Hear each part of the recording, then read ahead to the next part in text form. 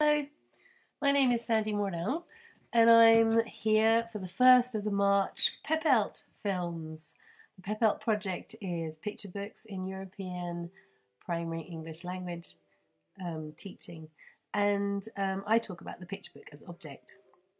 Today is Shrove Tuesday and I had pancakes for breakfast, which many people around the world who follow the Christian calendar will be doing something in relation to this particular day of the week. So we call it Pancake Day, but it's also referred to as Mardi Gras or Carnival. Here in Portugal, where I live and work, it's Carnival. And I was doing a little bit of research and I discovered, I can't say it in Danish, but it's called Fat Tuesday in Danish, or Bursting Day in Iceland. I really like that. Today is associated with the beginning of Lent, so this is the last day before Lent. Lent starts on Ash Wednesday, and we eat up all that is rich and fatty so that we can begin our Lent fast. I've just come back from Russia and had and experienced a little bit of the festivities that take place during a whole week called Butter Week, and I've written down what it's called in Russian. Let's see if I can say it. Maslenitsa. Don't know if I got that right. So in Russia, it's not exactly the same dates as the Christian calendar, but almost. So yes, that's why all this blurb about pancakes. That's why we've decided to choose the book of the month, which is Mr. Wolf's Pancakes. I don't think actually that it is anything to do with Pancake Day. I think it's just that Mr. Wolf decides that he wants to eat some pancakes. But we thought it'd be a fun book to share. And so here I am to talk about Picture Book as Object. Mr. Wolf's Pancakes as Object by Jan Fearnley. So we've got a lovely front cover here with a huge pile of pancakes, which obviously Mr. Wolf has just made. Can you smell them? I think you probably can, can't you? Now, on the back cover, we have a lovely photo of Mr. Wolf feeling and looking extremely full. I think he's probably got a belly full of pancakes, but in fact we might discover that he's got a belly full of something else. Let's have a look what it says on the back, on the blurb. Mr. Wolf fancies some tasty pancakes, but he doesn't know how to make them. Asking his neighbours is no use. They are a mean and horrible lot who refuse to help. Oh, that's not very nice, is it? Poor Mr. Wolf. He has to work it out all by himself. So what happens when those nasty neighbours want to help Mr. Wolf eat his delicious pancakes? Join Mr. Wolf in this wickedly funny fairy tale with a delicious twist. And there's a really nice review here by the Sunday Telegraph, and you can use reviews with slightly older children because they're interesting concepts in themselves, and you can actually get children to write reviews for picture books which they read. So what does the Sunday Telegraph tell us about Jan Fearnley's Mr. Wolf? Brilliantly comic illustrations and perfect timing add up to a classic picture book. There we go. As I said, we have Mr. Wolf here falling asleep with a huge tummy full of, well, we don't know. We assume it's pancakes.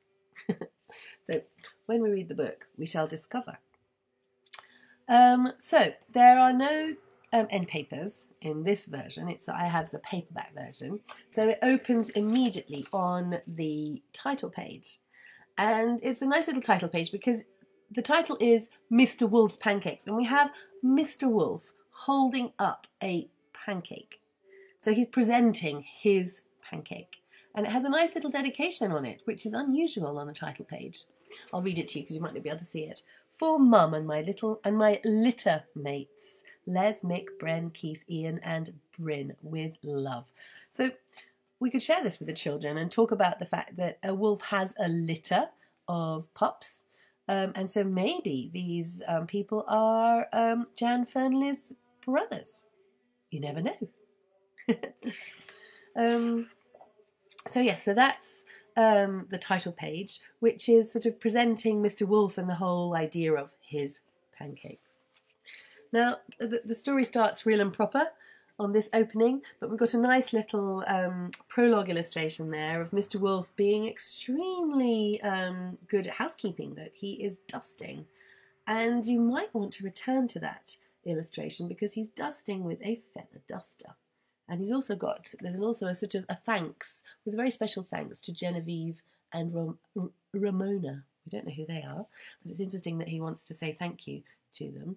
And so anyway, Wolf is dusting with a feather duster. And at the end of the story, you might want to sort of help the children or suggest that the children make connections between that feather duster. And there are also some loose feathers here as well.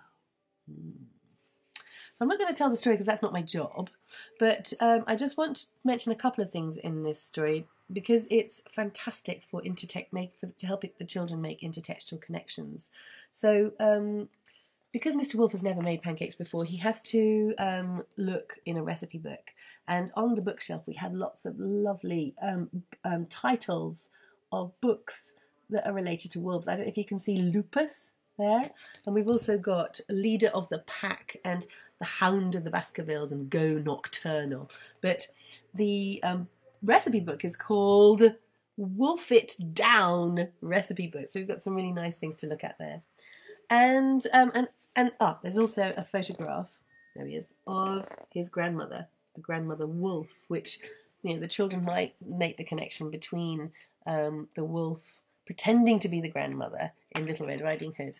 And so what happens is that the wolf goes to his neighbours and asks them to help him, and each of his neighbours is somebody from a traditional story. So here we have Chicken Licken, and her house is, or his house is called the Nest. I don't know if Chicken Licken is a male or a female. So when he's looking for recipes, for ingredients for his recipe, you've got things like Huff Puffs and wolf chips, which of course nothing that is useful for making pancakes. We have Wee Willie Winky, who he visits to ask for milk. We have the gingerbread man, who's extremely rude. We have Little Red Riding Hood. We have a wonderful visit to the store, and we have Old Mother Hubbard's General Store, and lots of nice references to other rhymes, things like Mary's cockle shells and silver bells, and Hickory Dickory Dock, 5 clocks and fine clocks and timepieces. I don't know if you can see that there, the blue clock. Yeah, and also there's some bar wool. So all of these illustrations that make reference to all these children's is the Cat and the Fiddle music lessons. So if your children know nursery rhymes and traditional stories in English, they will really enjoy looking at these illustrations and making those nice connections. So at the end, what happens is that Mr. Wolf, he eats all these horrible creatures that don't help him. And so right at the end, he's going snippety snappety. I'm really sorry to have given away the end, but I want to give away the end because I think it's really important. So we've got snippety snappety, snippety snappety, and we can see here the feathers that are floating around. So you might ask the children who they might belong to, and the only chicken in this story is Chicken Licken. So as you revisit the other parts of the story, of the picture book, you will help, the children might make connections there. So those are possibly Chicken Licken's feathers on the back cover there, and indeed, I reckon, no, there we go, that this might be a feather duster made from Chicken Licken's feathers as well. So there's a lot of lovely intertextual stuff to get to grips with here, but also some really nice visual connections to make. It's a great little book and highly hilarious, and children of about 9-10 will really love it. So enjoy March. I hope that you had some pancakes or something else that you eat on this day of the year in wherever you are in the world. And yeah, I will see you in April. Bye-bye.